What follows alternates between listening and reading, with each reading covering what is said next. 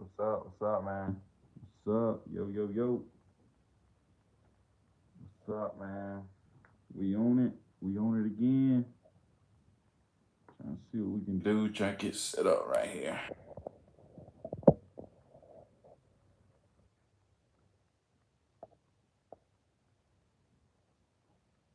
Try to get set up.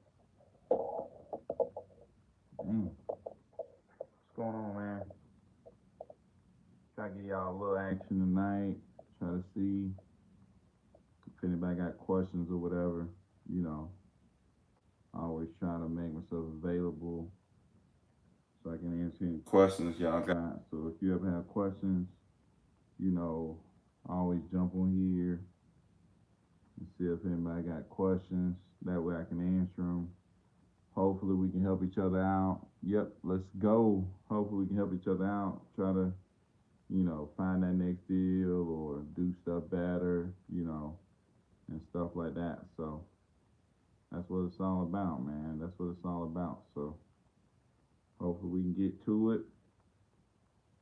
You know. So if you got any questions, just let me know. Um, and I'll try to answer your questions as best I can or whatever. So Um, yeah, y'all just shoot it at me. What's going on, man? What's going on? What's going on? We're getting people up in this thing. Um, man, ain't got a deal on the contract this week, man. Feeling pretty bad. You know, uh, you know, typically get at least one deal on a contract early in the week. So got to try to hit it tomorrow, though, man. Got to try to hit it hard, get somebody on the contract. We sent out a lot of contracts between yesterday and today, so we'll see, man. See if we can get some on the contract, get something going. But y'all got questions, like I said, man, go ahead and leave them. Questions about what I'm doing, how I do it, or just general questions about what you got going on. We can go ahead and handle it. But yeah, man. So it's just been crazy, man. It's like all these deals on the contract and trying to get them to the closing table, but at the same time trying to keep my marketing going. I just need to build out processes, man. That's my big thing. I need to be, working on my business, building out processes and stuff like that. So that's kind of my big thing that I need to do next. So are you using prop screens for your cash buyers? Yes, I use prop screen for cash buyers and I use Facebook. I use prop screen for cash buyers. A lot of times I'm finding they're agents, right? But I did hear one thing like Keith Everett and Sean Terry said this: just go find the agent list in your area or whatever, and then just email them. What's up, man? What's up? What's up? What's up? Just email the agents in your area and just like, hey, look, I find this kind of properties. Do you have any buyers that's interested in this kind of properties? Please respond to this email with their criteria, this, that, and this, that, right? Or please reply to the email if you like to be forwarded discounted properties for sale, off market. So that's a good way to do it. And then the buyers will basically pay that realtor their commission, right? So good evening, how you doing? But yeah, that's a good way to find it through realtors. But another good way to find it is on prop screen. But in prop screen, I usually look at the properties in the area, MLS status or cash, property sold cash. Look at its MLS status and then go from there. Um, I also, have skip trace and called people, so that works as well. Uh, but yeah, that's kind of how I use PropStream, man. Or I search people down, look up their business on the Secretary of State website, and then kind of try to hunt their name down, hunt down where they live, stuff like that. I've been tempted to go knock on a cash buyer door. You know what I'm saying? So, you ain't gotta go that far, but shoot, man, you gotta go get it, man. You gotta go get it. What's up, man? What's up? What's up? What's up?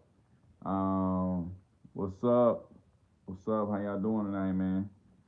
Just up in this thing trying to answer some questions, man. Trying to answer some questions, see how everybody doing, see how everybody getting it. Um, so yeah, that's kind of how I find cash buyers. And after that, Facebook, and then just networking. You know what I'm saying? Just talking to a lot of people. You know what I'm saying? So the more you just talk to people, you'll run into more people and stuff like that. So I want to start virtually wholesaling. Should I reach cash buyers first? Out and get the criteria. Just blindly pick off a list for screen. I wouldn't just blindly pick off a list for screen, but I would go find cash buyers. I would go find a market, find cash buyers, and then figure out what criteria they're looking for, and then go after specifically that criteria, right? Um, and that's how I would do it. So, you don't get a deal this week. You said, what are you switching up? Shoot, if I don't get a deal this week, I don't know, man. I mean, I typically get a deal every week. So if I don't get a deal this week, I'll probably keep doing the same thing. Ain't switching up too much. Probably just get more focused on what I'm doing. Shoot, I ain't got a deal yet this week. So tomorrow, I'm already thinking I need to be more focused. I got stuff on the way, stuff coming, but just being more focused on the little things, like making sure that we getting the number of leads in, make sure we sending out the appropriate amount of offers, make sure we're offering the right price, make sure we're following up on people and all that stuff like that. So, um, are you driving for dollars for sellers or just prop stream? I don't use driving for dollars. I work all day, so it's kind of hard for me to do that. And then I figured out that shoot, that driving for dollar stuff is slow. You know, you use prop stream and really get it going. You know what I'm saying? So dang, every week that's dope. Yeah, gotta get at least one every week, at least.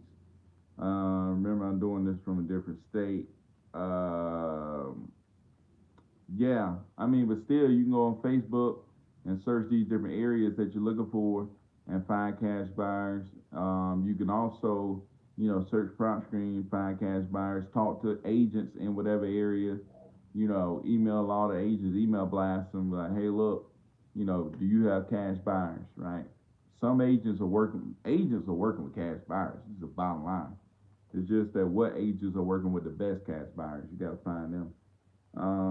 So how do you find boots on the ground for areas I'm not in?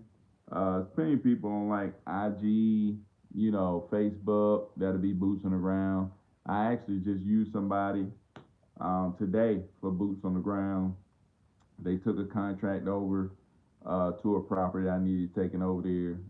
They were my boots on the ground, and they were straight off IG. You know what I'm saying? So Instagram, all the social media sites is good for boots on the ground and stuff like that. So driving for dollar is fitted for me. It just seems someone has already hit them. Yeah, I mean, driving for dollars is good. Sometimes you may want to try door knocking. Or if you driving for dollars, stop and be like, hey, you know, what happened to this person next door? Why is this property vacant? And most times the neighbors know the story, may have a contact or whatever. So just getting started, what would be first steps? I would say the first step would be um, I know you hear this a lot, but educating yourself is big. Like knowing kind of what wholesaling is, how to wholesale. That's kind of important. Just the basics, so you understand the basics of wholesaling. That's kind of important. And then after that, I will go try to find some cash buyers. Um, and I always say find cash buyers, but at the same time, I'm trying to find cash buyers. I'm also trying to find deals. You know what I'm saying? I don't just find cash buyers and not at least be in some way looking for deals.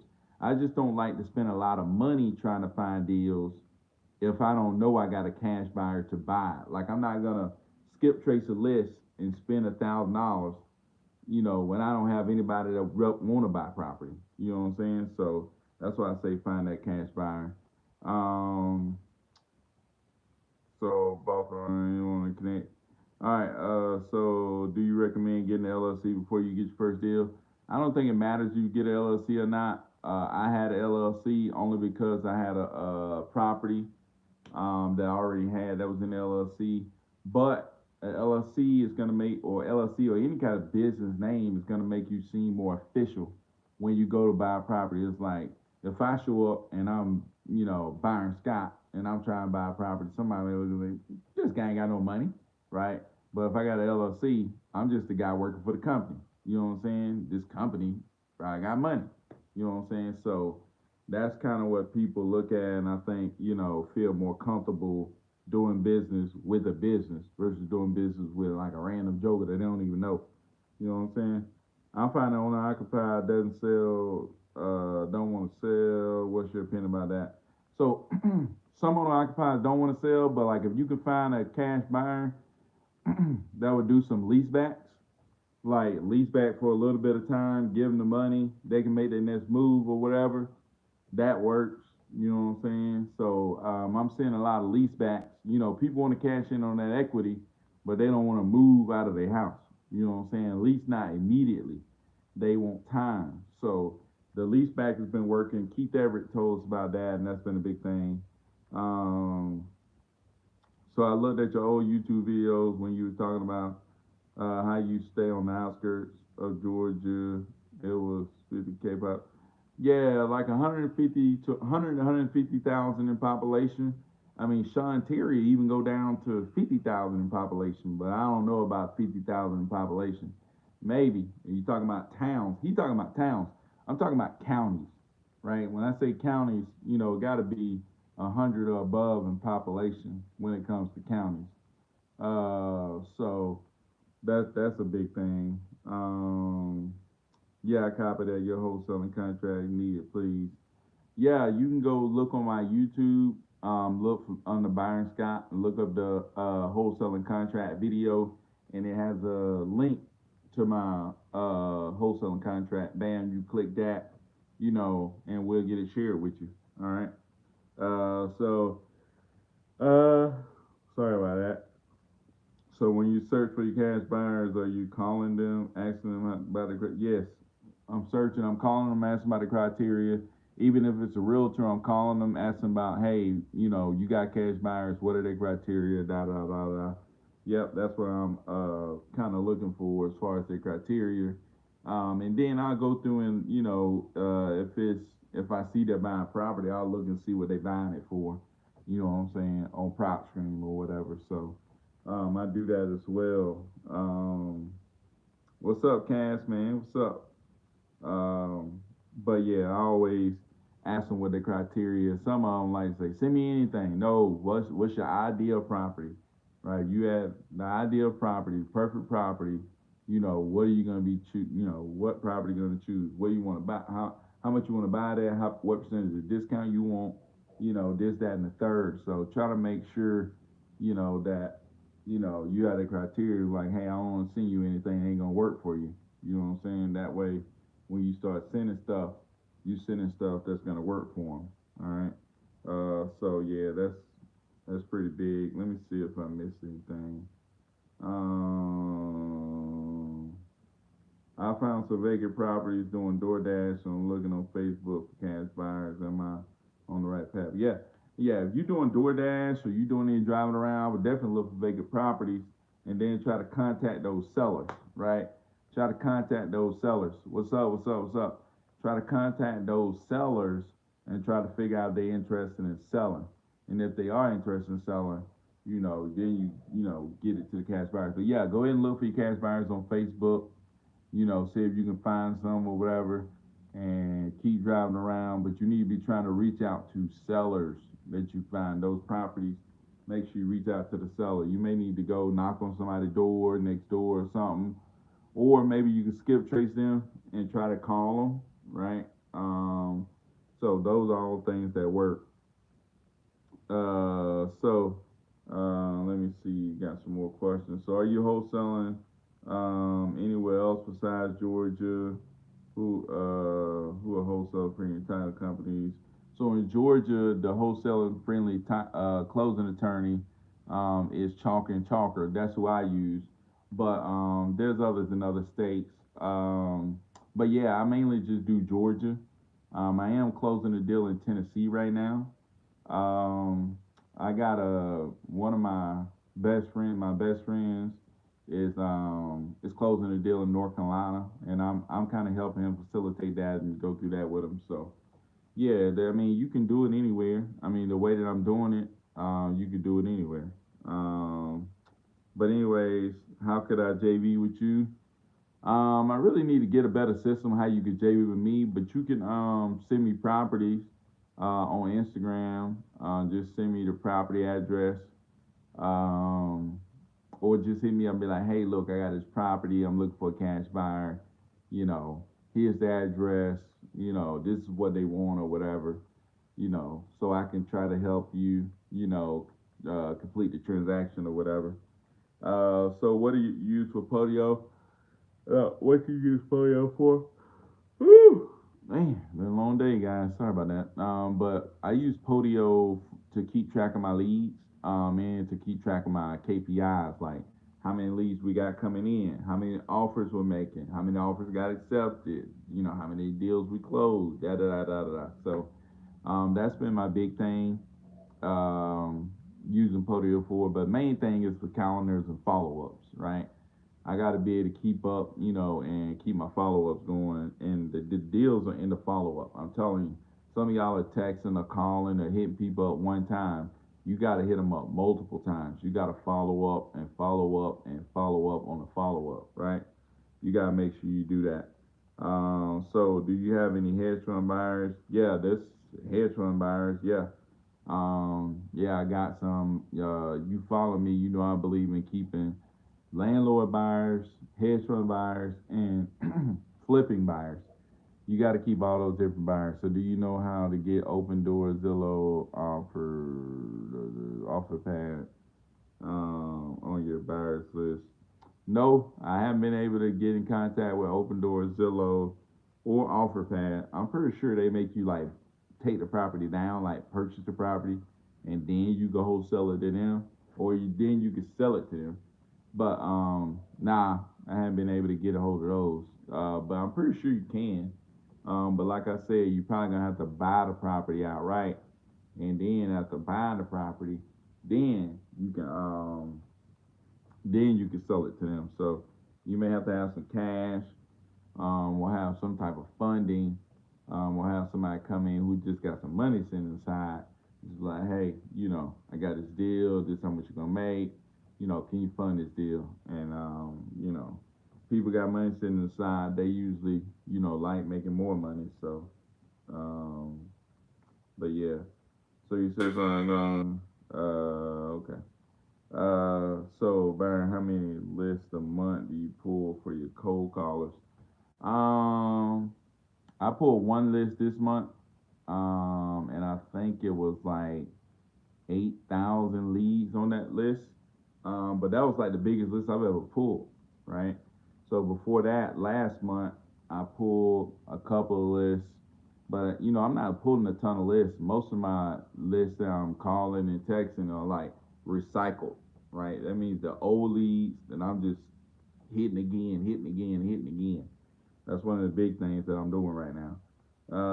So you send me a list of VAs with just emails. I'm trying to figure out who's a VA without having to interview the whole list. Any recommendations? You send out the job post, right? You send out the job post, and in the job post you say, "Hey, this is the job. It's cold caller. Da da da da da. Please send me a resume and a video. You know, a video recording about who you are and your experience, as cold call." And then they'll respond. Some of them gonna respond with no video. I don't even look at them, right? I only looking at you if you respond with a video, or you can ask them for audio or video. They'll send you an audio, link or whatever. But if they don't send the audio, boop, they automatically get kicked, right? So you send out the job post, they respond with what you want, right? And if they don't respond with what you want, they automatically kicked out of the system. And then once you click on their stuff, you listen to them. If you like their English, then bam, you can schedule an interview for them, right? So um, all of them are VAs. Who's a VA without having? Yeah, all of them are VAs. Like all of them are VAs, man. You just hit them up. Tell them about the job post. Tell them to send you an audio and a video or a video of their experience, and then they're gonna hit you up. With the audio and the video. If they don't send audio, video, kick them out. only look at the ones with audio and video, and then you kind of go from there. You listen to them. If you like them, interview them, right? When you interview them, just talk to them like regular. Try to get a good feel for their character. You may ask them some character questions, and then go and start talking to them in English to see if they can understand, and stuff like that. So what are your thoughts on $500,000 properties a month? Good amount? I don't know, man. I never drove for dollars, so I mean, I have drove for dollars, but I haven't drove for dollars as a system. But I'm thinking 500 properties in a month got to be pretty good. So where do you find VAs? I use onlinejobs.ph, or I used it in the past, but now I don't need to use onlinejobs.ph because I created my own list that I got from there. And then just other VAs are continuously recommending more VAs to me. So I got crazy lists of VAs, I can share with you. But like I said, you got to send out the job post. You got to send out the job post. Let them know what you're looking for, and let them know your expectations and your requirements or whatever. And then if they respond with what you are looking for, and then you go further and try to interview them, right? And if they don't, kick to the side, right? They're all VAs. I have a list of VAs. That's what we're talking about. I have a list of VAs that I can share with you if you send me over your email address to my IG. So what you send out the job post on? I send out through email. Like my email address. I just send out an email, and I usually I don't send it to all of them. I blind copy all of them, right? So I blind copy all of them. I copy and paste, blind copy all of them, and then bam, it just go out, and then they able to respond to whatever. Uh, and I mean, I'm not saying that's the best way, but that's the way that I do it, right? Other people do it other ways. I'm just telling y'all the way that I do it. And like I said, I know it's probably may not be the best way, it may be a good way or whatever, but just telling you how I'm getting VAs. Another thing that I'm starting to do is like, okay, I'm putting a VA. Hey, look, we're gonna have a trial period, 1 week, 1 week to see if you like working for me, and 1 week to see if you're gonna meet the expectation that I'm kind of looking for in a VA. So I give them certain tasks, certain expectations that they need to meet within that week, right? And then after a week, I made a review or whatever, and then you say, hey, look, I'm gonna pay you this flat fee for this week, right? So you work this many days, you're gonna get this fee. You work 4 days, you're gonna get this. You work 3 days, you get this. You work two, this. One, that. Right? So whatever days they work, you'll know, and they'll know how much they're gonna get paid. You know what I'm saying? So, but if they don't meet the expectations, then you just cut ties with them or whatever. Um, so what do you send a job? Oh yeah, I answered that. So yeah, let me see how much you offer. Hold on, let me scroll down. How much you offer for them per hour? So it kind of depends on what you're looking for. I usually go $3 an hour, right? At least to start out, and then because if I'm gonna give them a raise, you got to start somewhere, right? So when I very first started though, I did $2 an hour for 15 hours a week, right? But now I got VAs, working for $4 an hour, 30 hours a week. I typically don't go over 30 because they become less productive at that time, right? I think Max Maxwell said that. So I can't believe I caught this live. Yeah, you caught this live, man. You caught this live. So if you got questions, just ask, man. I'm gonna be on here, a little bit longer. To try to get off this thing. Got school tomorrow, whatever. But I'm on here, so hit me up. Let me know what you guys think, what you need. I answer as many questions as I can before I have to jump off this thing. But yeah, we live up in this thing. Um, make sure you subscribe, like the channel or whatever, like the video or whatever. And I'll try to keep doing these lives. We can get a good number of people in here and answer a lot of people's questions. You know. Anyways, so do you still double close? How does it work? Where are those contracts? So if you're looking for any of my contracts, I got a video about wholesaling contracts. You look up Byron Scott wholesale contracts. and then you'll see a video below that video is document where I share my contract that I use, and I use it to double close. So in that video, it tells you about the double closing. You set up that contract with the seller, that contract I share with you. You set it up with the seller, and then the one with the seller, it's called an A to B, right? It's called an A to B contract because it's going from the seller to you. The seller is A, because that's where the property starts, and then you are B. That's where the property is going second. And then you set up the B to C contract, the same contract, but now you become the seller, and then the C is your end cash buyer, right? So there's one transaction go from A to B, and then second transaction go to B to C, right? And you're B. So you're the buyer in the first transaction, seller in the second transaction. They actually charge you, right? On the first transaction, they'll charge you the closing costs because in the contract, you typically say you're going to cover the closing costs. Well, a lot of times, these attorneys that's wholesaler friendly will use what's called pass through funding. So the C guy gal, is going to their funds are going to be used to fund the A to B contract, right? So that first agreement where you buy the property from the seller, you typically don't have to bring money if they use pass through funding because the end buyer, the C guy, that money will pass through and fund the first transaction, right? And then the second transaction will be mainly you forwarding or transferring the title into the buyer's name, and then you getting the rest of the funds that's left over. So that's kind of how the double closing work, and that's what the contracts are. So how did you find hot markets to send SMS or market to? So I'm in the Atlanta area, so I kind of understand the area a little bit. That's why they typically say, your best market is the market that you're in.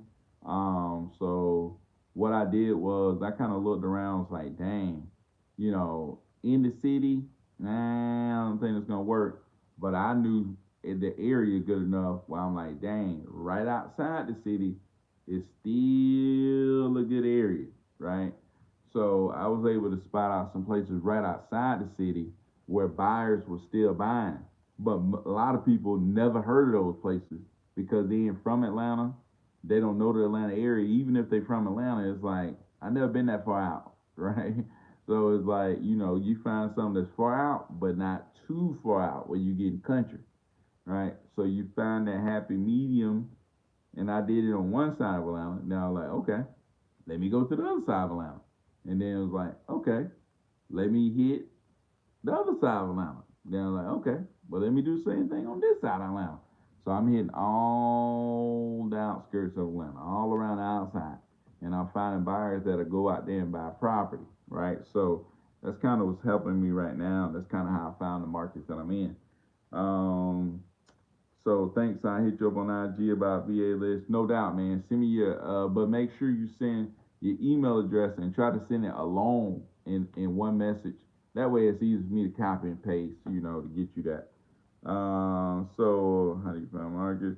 Did you have a number of population in your criteria? Yeah, I did. I think it's like around 100. Try to keep it around 100 for the county. 100, anything between 100 and maybe 200,000. I like the low 100. So if it's like 115, 127,000, you know what I'm saying? I'm like, this may be a good area. And then you on prop screen when you pull up that county, you'll be able to see how many it say cash buyers, right? So if it got like 10 cash buyers and it's only 125,000 in population, it's like, this is gonna be a good area, right? So I always say for every 100,000, you need to have like 8,000 cash buyers, right? When you pull it up in prop screen or whatever. And if you don't have prop screen, man, that's your first step, man. Go get prop screen. Prop screen. You can get the free trial if you go to my video about ARV. You can get prop screen free trial, or if you just go to prop screen, you tell them that I sent you or whatever, put my recommendation on there, and you should be able to get a free trial. And then yeah, go on there and you should be able to get started through prop screen, man. I even made a video about wholesaling through SMS/texting, where it take you through and show you how I pull a list. I did have like a document that showed you how I pull a list, but when I shared it with somebody, they must have just took it because like I can't even access the document anymore. So, but anyways, so that's kind of how I do that.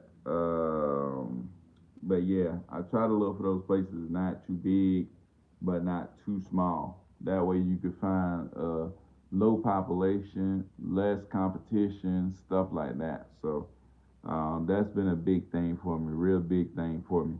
Um, so yeah, y'all keep coming with the questions, man.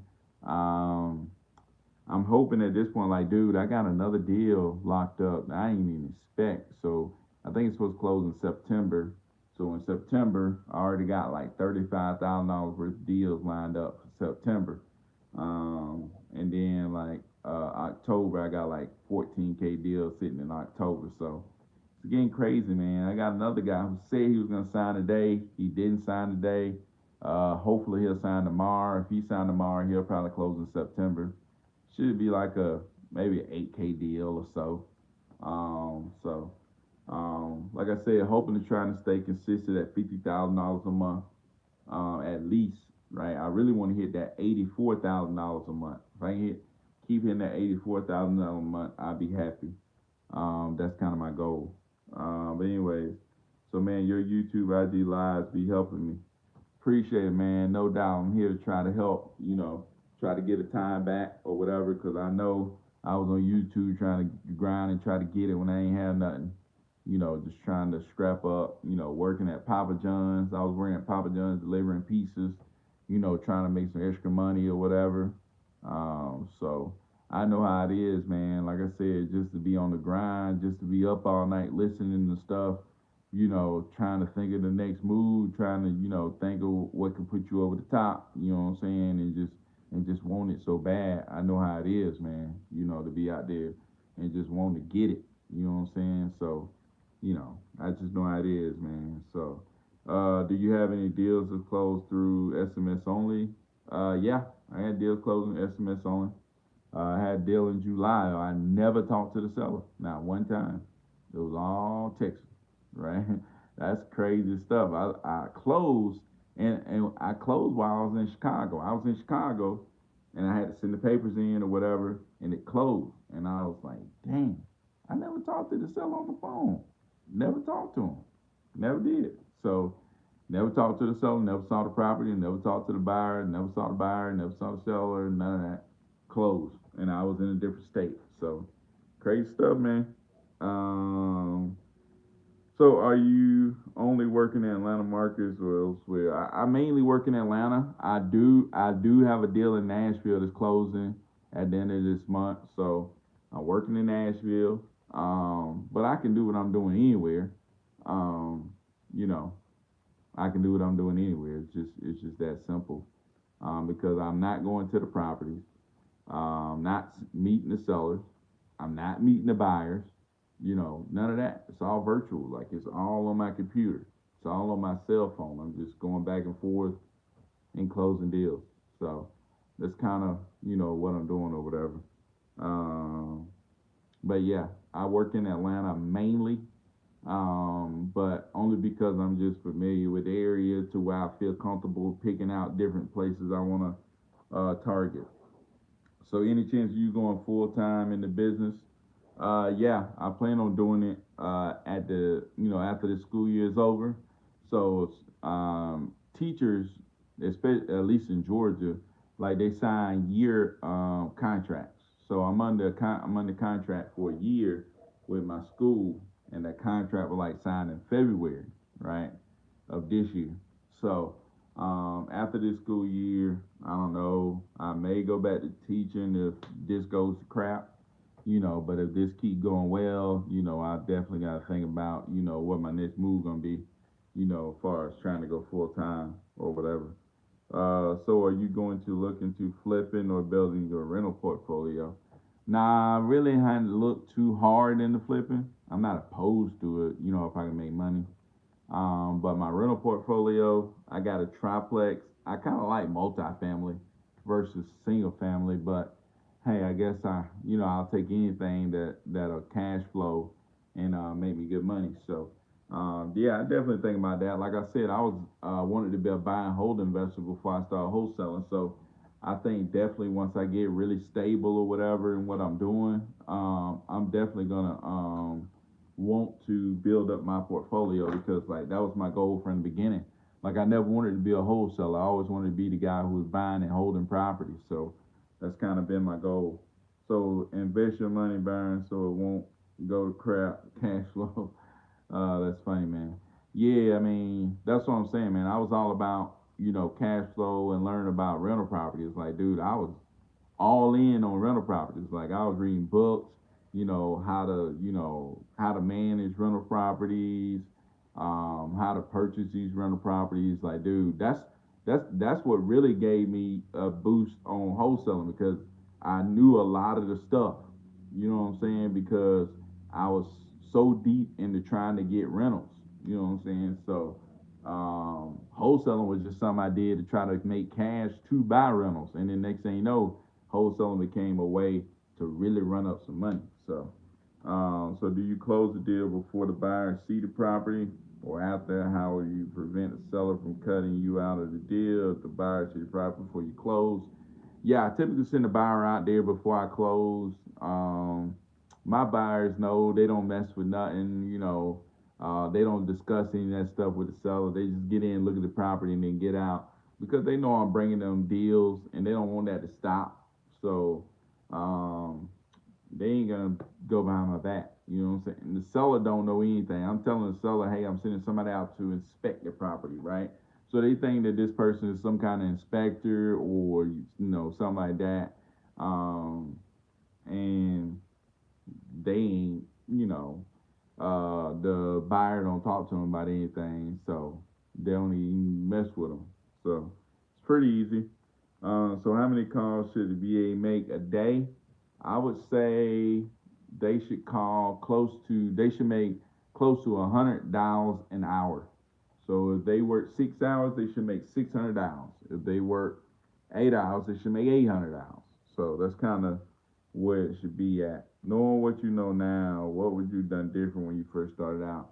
I would have found buyers. Like when I first started out, I was just finding properties, and then like putting them up and then trying to sell them or whatever and having to back out or whatever. And that sucked having to back out on people that was trying to sell their property. So I didn't like that feeling. So that's when I was like, shoot, from now, like I got to a point where I was like starting to find the buyer and then sell it. And then like later on, I was like, dang, I really need to. I I started thinking, dang, I really need to focus in on what I'm doing. Like, how am I doing this? It's like I started thinking, oh, I get the buyer in place first, and then I put the seller on the contract. So okay, what do these buyers want? And then I was like, oh, let me get their criteria. So I got their criteria, and then I was like, okay, let me focus specifically on this criteria. I can pull more properties that actually meet their criteria versus just pulling a bunch of random properties and trying to hope that somebody's looking to sell. So that's been my biggest thing. Is to find the cash buyers, and then another thing is, man, I didn't think this was true, but it's true, man. It's so true. Like paying for a mentorship. That was I'm like, I didn't believe that. Like, dude, I'm skeptical as crap.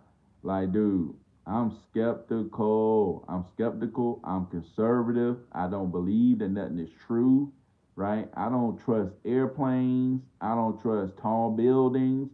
I'm from deep, deep South Georgia. I don't trust nothing. I don't believe in nothing. I don't trust nothing. I'm talking about when it comes to people saying, oh, you can do this, oh, you can do that, I don't believe in none of that. The gurus, I don't believe in none of the gurus. Like, dude, trust issues for sure. Like, dude, it's hard for me to believe in a guru, man. It's hard for me to believe in the people who know it all. You know what I'm saying? So it's like, dude, that's tough for me. But I'm telling you right now, paying somebody, like, if somebody really paid me and came and learned everything that I know, man, Like, dude, you could pay me $10,000 to come and just chill and learn everything I know. And like you could go and make 20, 20, at least $20,000 a month. At least.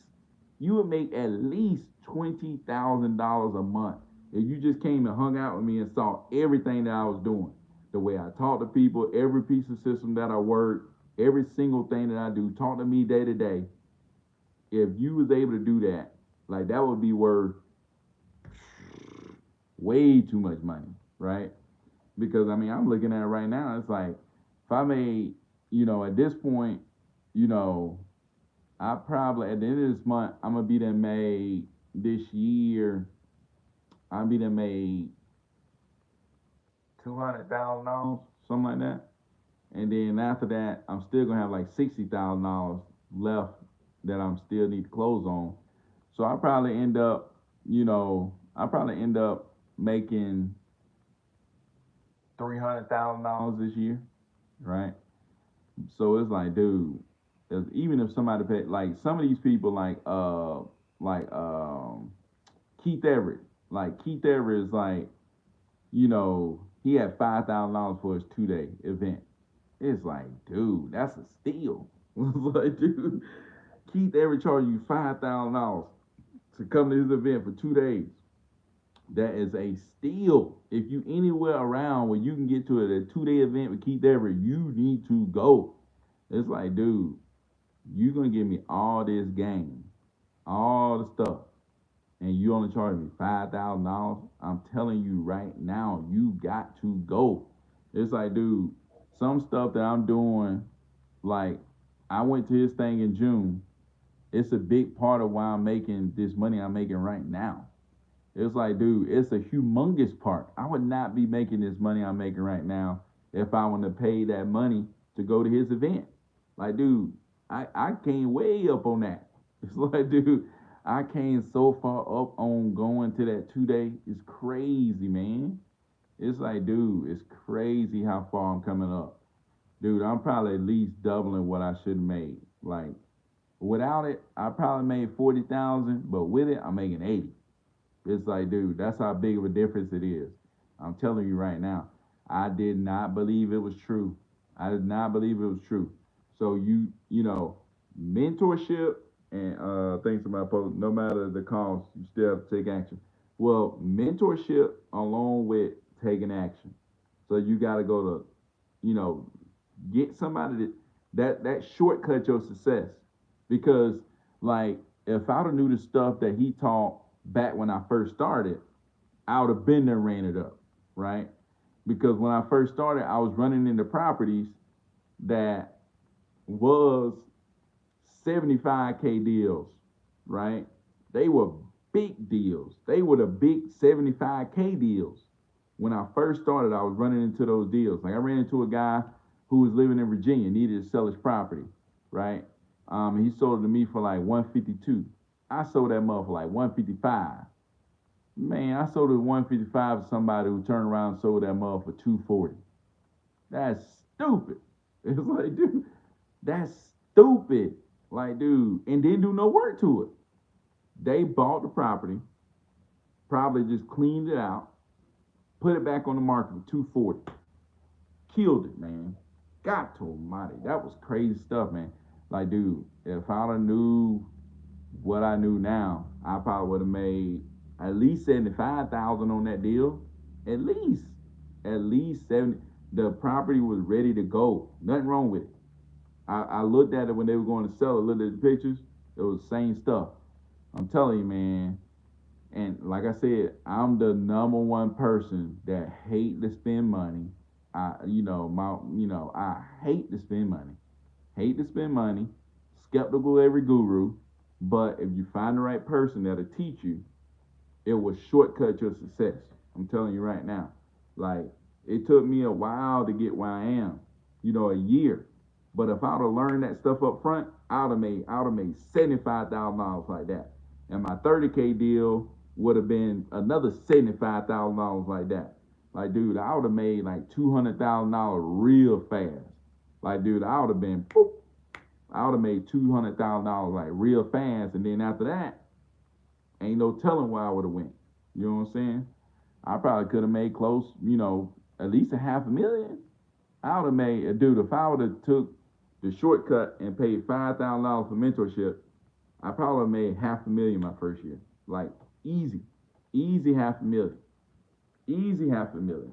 So I'm just saying, man, being on the other side of the going and seeing and knowing what these people talking about and understanding it all, not understanding it all, but understanding more, it's like, man, like, dude, it's like, I didn't even think that was a deal. The deal that should have been $75,000, I was looking at it like, man, this ain't even no deal.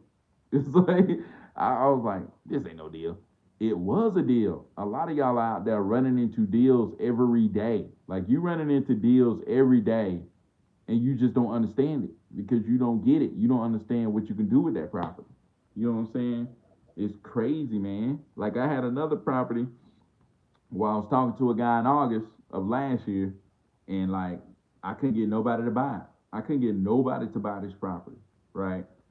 I ended up finding the cash buyers over time, and then like in January, I looked around and I was like, dang, that old property was actually a deal. So I sent it to my buyer, and they were like, yeah, let's do it. And so I ended up making 8K off the deal, right? But dude, the buyer bought it from me for like 80, 82. The buyer bought it from me for 82,000 and put 20,000 into it and sold that mug for 154. Goodness gracious. So I made 8K, but the buyer made a killing. You know what I'm saying? So it was like, dang, why wouldn't these other people buy it? Because they, different buyers, man. You just gotta find the right ones. You gotta find the people who really, really know what they're doing and is savvy, and they understand. They do it. You know what I'm saying? They really in the trenches and they do it. This is what they do. They know how to make a deal happen. You know what I'm saying? So, man, I'm telling you right now, man. If I go back and do it, that mentorship, man, that's kind of where it's at. But anyways, let me move on, man. Anyway, so what's the typical property buyers are looking for in Georgia? 3 bedroom, 3 bath, above 1,100 square feet, single family. Yep, that's kind of what they're looking for. 3 bedroom, 3 bath, over 1,100 square feet. That's kind of what most people look for. So, how much is your mentorship? I'm ready to quit my job, dude. Man, I ain't got no mentorship, man, but I really want to bring y'all something. It's like, I just hate charging people anything. Like, I'm the kind of guy that won't pay for nothing, and I don't want you to pay for nothing either. It's like, it's like I don't want to pay for nothing, and I don't want you to spend your money on nothing. Even though I know that, like, if you pay me $1,000 for me to teach you what I know, that would be a steal. My dude, that would be a steal. Like that would not be right for me. Like that would not be fair. Anybody who knows the stuff I know would be like, dude, you cannot give that away for $1,000. It's like, dude, you know what I'm saying? It's like, dude, you cannot teach nobody that for $1,000. Like you can't do that. That's like Keith Everett and them over there giving away stuff for $5,000, dude. That's a giveaway. It's like, dude, God Almighty, like you gotta go take advantage of that. But yeah, 10K a lot steep, buddy. Hey, dude, I'm trying. 10K ain't nothing. It's like, dude. I know that sounds crazy, and it used to sound crazy. When I was delivering pizza, I was happy to get a 20K, a $20 tip. If I got a $20 tip, I was happy. I was going home and telling stories like, hey, look, man, I got a $20 tip. You know what I'm saying? I was happy about a $20 tip, but now, dude, I tell you this right now. I got $23,000 sitting at the attorney's office. I ain't even went and picked it up yet. It's just there. It's just chilling. It's like, dude, I don't have to go pick that up. I got $23,000 just sitting over there at the attorney's office. Why? Because once you start making money, man, money start looking smaller. Like $10,000 look a little bit smaller. You know what I'm saying? Look a lot smaller than what it was. dude, I'm telling you right now, I if I would have paid Keith Everett $10,000, just in this month right here, he had made me 40.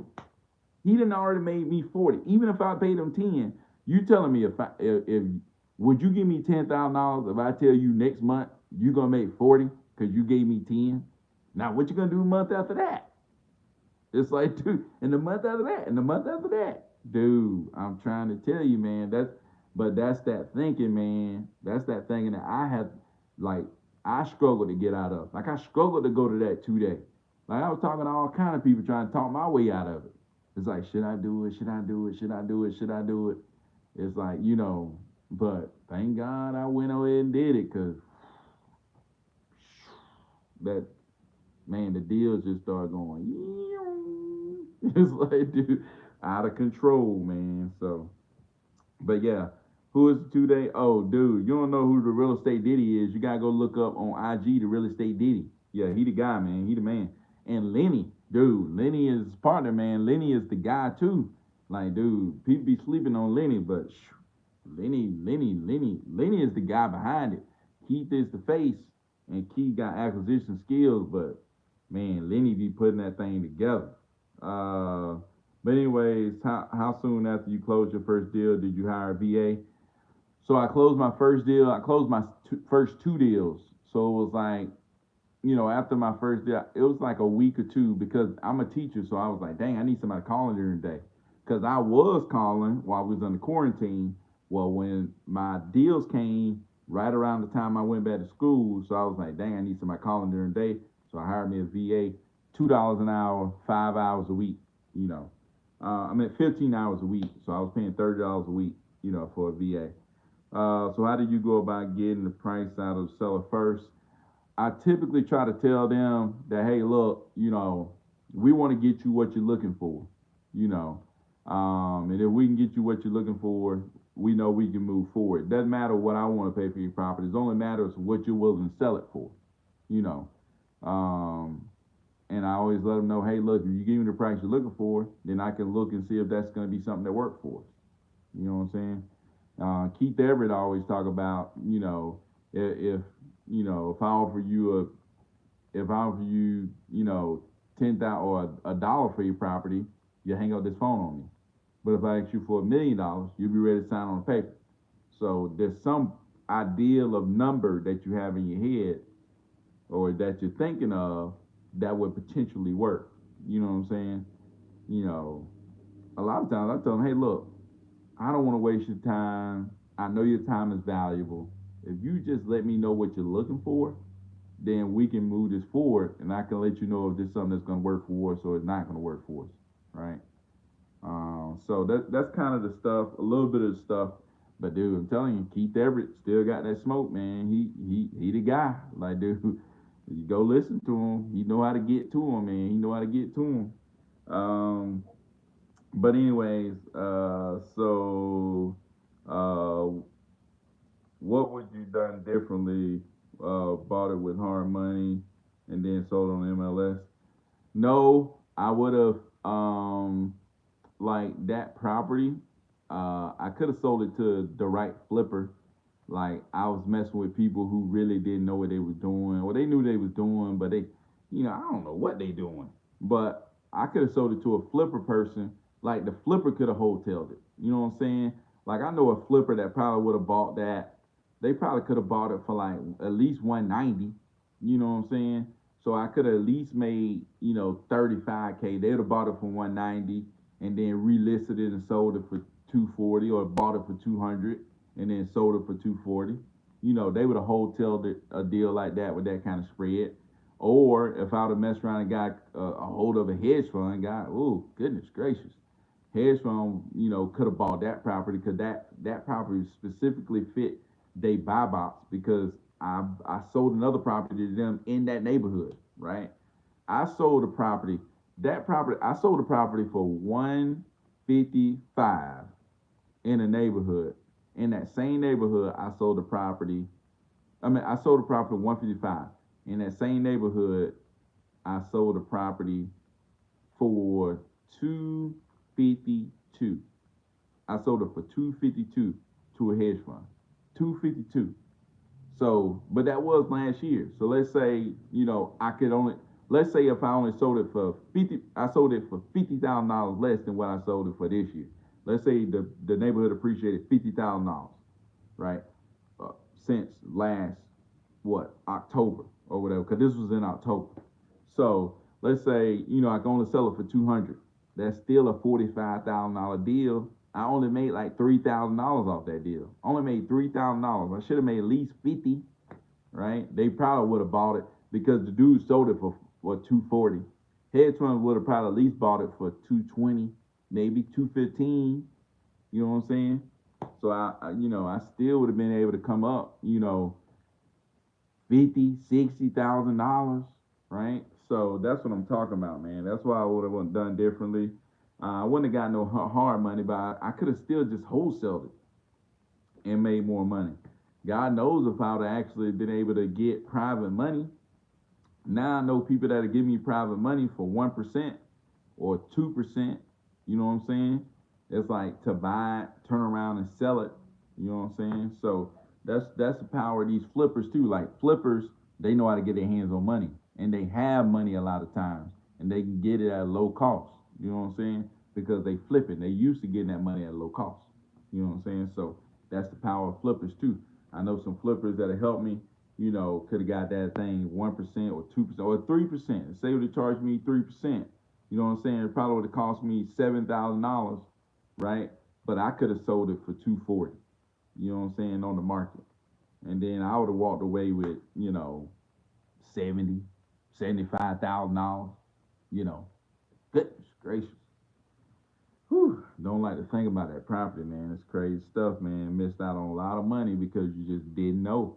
I'm telling you, it's like I guarantee you, y'all out there stumbling across all kind of money, and you don't even know. Some of y'all probably out there stumbling across the same properties I'm stumbling across, but since I know what to do with it, I'm making money. And then because you don't know, you can't make the money. You know what I'm saying? That same place I was at. So it's crazy stuff, man. Crazy stuff. So I love that I'm cut from the same cloth. I don't believe I don't believe usually mentorship. I feel like it's going back to the classroom, dead end learning. I know it's not like that, but it's just trust issues. Yeah, dude, I got bad trust issues, man. But I'm telling you right now, sometimes you got to get out of that. When you got real people, man, that's the thing. You recognize the real people, man. That's why the Keith There is about the only person I would have paid for to go to his stuff because I just recognize, man, like, dude, you can listen to that man and be like, dude, he real people. Like, dude, he real. Like, he really came out of the struggle. You know what I'm saying? You go listen to his story. Like, he talk on some different podcasts, like the All In. Go look up All In podcast, Keith Everett. Like, he talk on there. He tell about his story. It's like, dude, that's real stuff. Like that's real struggle. Like he about to sell his refrigerator in his apartment. Your apartment come with a refrigerator and you about to sell it, try to make some money. Cause you need it that bad. Whoa, boy, that's some struggle. When somebody been in struggle that bad and they just talking straight up and straight ahead to you, and you know they really ain't, some people are real. Like it's really happening for them, and they really want to help other people out. So it's like, dude, I can get with that. You know what I'm saying? But yeah, man, that's kind of why I went with him. So 23K, dang, that's a blessing. But yeah, man, you got that money just sitting over there, man. I go pick it up at some point. Maybe this week, next week. I don't know. So you probably answered a million times. If you was to start today, what methods would you use to get 10K a month quick, assuming you have 2K in your pocket to invest? Uh, Now that I think about it, I think I heard Max. Well, not Max. Somebody said this. If I had $2,000, I would, you know, I would beg Keith, hey Keith, I got $2,000 to invest. Can I please come to your 2 day with this $2,000? Please, Keith, please. Cause I'm telling you, you get in that room and you learn that stuff, man. And then the other people that you meet, like you'll meet somebody like me. and I'll be able to talk to you face to face. And when you're talking to somebody like me face to face, you can get way more out of me. You know what I'm saying? Versus just like being on YouTube. You talk to me face to face, like we in person, like you're gonna get way more out of that person. You know what I'm saying? And you just ask them questions. Oh, how do you do this? How do you hey, tell me about this, tell me about this. Then they'll bring up their computer and they'll start showing it to you. You know what I'm saying? And then you'll be able to see and put it together. You know what I'm saying? And you build that relationship with that person. And then you call them up, you talk to them, and they talk to you. And it's like, dang, you just start trading. You know what I'm saying? And people start telling you stuff, and you're like, oh, dang. It's like, I give you an example. Like, they told us about ringless voice, not ringless voice, but voice broadcasting. They told me about voice broadcasting. I was like, dang, never heard of voice broadcasting. Right? They told me exactly how to set it up. Bam, went, set it up. First month, deal, 10K, just like that. You want to talk about how to get 10K? I went to this training, told me how to set something up, set it up, bam, 10K deal, just like that, right? I'm doing it again this month. See if we can pull another 10K. You know what I'm saying? It should have been more than 10K because actually it was another deal that had came through. I didn't follow up on, and that was my fault. Should have been another deal. Should have been another 10K, right? So it's like, you know what I'm saying? You just, man, with that 2K though, I'll tell you this, like, first, I would beg Keith Everett to try to go to his 2 day, or I would go try to find me some cash buyers, and then, figure out what criteria, they're looking for. I would, pull that list on Prop Screen. I would buy Prop Screen for $100, pull that list, and make sure on Prop Screen you put the, Byron Scott told you to go there. Pull that list for Prop Screen, skip trace that list on Lead Sherpa, upload that list to Launch Control, and start texting. Lead Sherpa, that don't cost nothing. You go in there and you skip trace. It costs you to skip trace, but it's not a subscription. And then Launch Control, you can do $300 a month. So Prop Screen $100, Launch Control $300. You got you a system, right? Skip trace those properties. It's gonna cost you some money to skip trace, 15 cents a skip. And then use Podio, send all the properties when you text them, anything that you think is a deal, send it over to Podio. You know what I'm saying? Integrate your system. That way in Podio, it got your calendar when you need to follow up and all that stuff in there, right? That's what I would do if I had $2,000, and I would keep that system going, text as many people as I can, find as many buyers as I can, ask them what their criteria is. I would go find flippers, landlords, and hedge funds, right? The hedge funds don't buy everywhere. So hedge funds, like, if I'm in a city, like say if I was in Macon, Georgia, hedge funds don't buy in Macon, so I ain't looking at Macon, right? I want all three buyers in play. Like, I want all three buyers in play. I want my hedge fund buyers in play.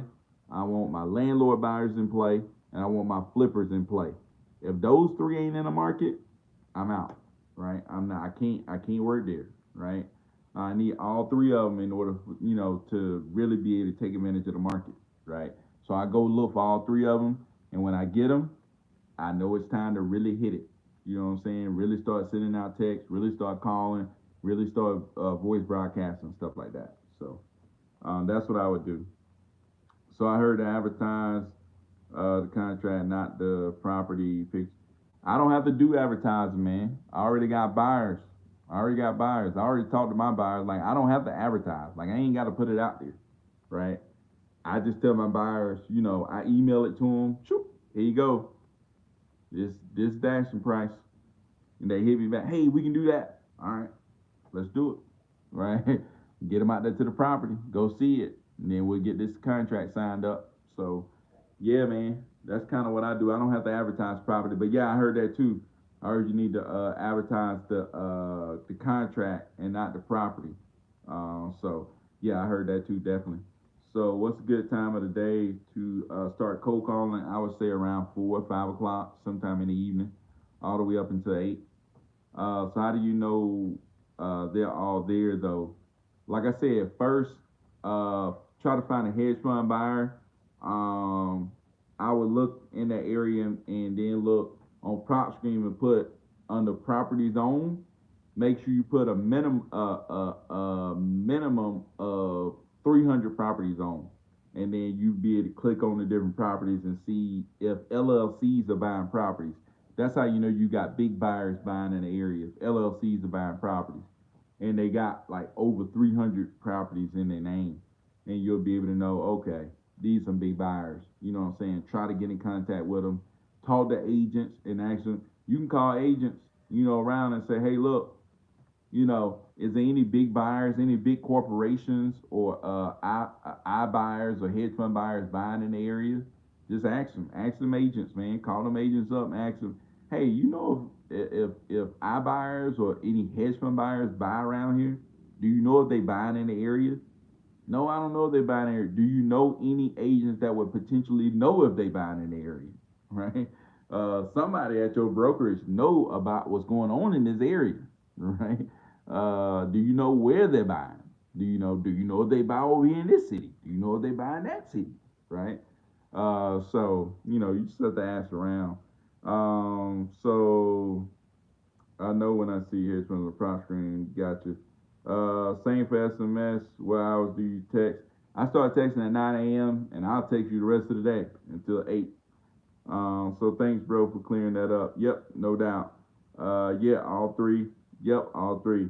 So how do you know all three buyers are there? I think I just talked about it. So one, that's how you find a hedge fund. Go on prop screen, minimum 300. Then you go to Facebook and start posting to Facebook and see, hey, anybody flipping properties in Lubbock, Texas? Bam. People start replying. You start looking at their profile, see if they posting pictures of properties that they flipped, and then you find your flippers there, right? Landlord buyers, you go look for people who own less than 10 properties. You can skip trace them and start texting and calling them. And you can text them or call them like, hey, I see that you own a few properties. Are you interested in buying more? So I would say look for the max 10 and the minimum 5, right? Or the max 10 and the minimum 3 or something like that. Like, hey, I see you own some properties. Would you be interested in more properties to buy and hold, right? And you text them, they'll be like, yeah, I want more, whatever. You don't have to find a ton of these people, man. You find like 3 or 4 flippers. You find like 3 or 4 landlords. You find at least 2 hedge funds, right? Find at least 2 of them, you'll be all right. So you tell the agent you're a wholesaler, yep, I find discounted properties, right, for cash buyers. I want to see if you had any cash buyers who might be interested. But anyways, man, goodness, man, y'all, we've been rolling on this thing for a minute. We really got into it tonight, man. But at least y'all will be able to go back and replay this. Shoot, sometimes I be needing to go back and listen to myself because, sometimes you be talking, but you need to follow the same thing you talking about. So that's what I'm gonna do. Appreciate y'all coming out, man. Share this. Let people know what we doing over here on YouTube, man. We talking real stuff. You know what I'm saying? Trying to help people out. I'm gonna go live again this week at sometime. But appreciate y'all coming out. Y'all have a good one, man. See y'all. Gotta go hit this bed up so I can wake up in the morning and get to it. All right. Y'all have a good one. Y'all need me. Y'all know I'm on IG. DM me. Have a good one, man.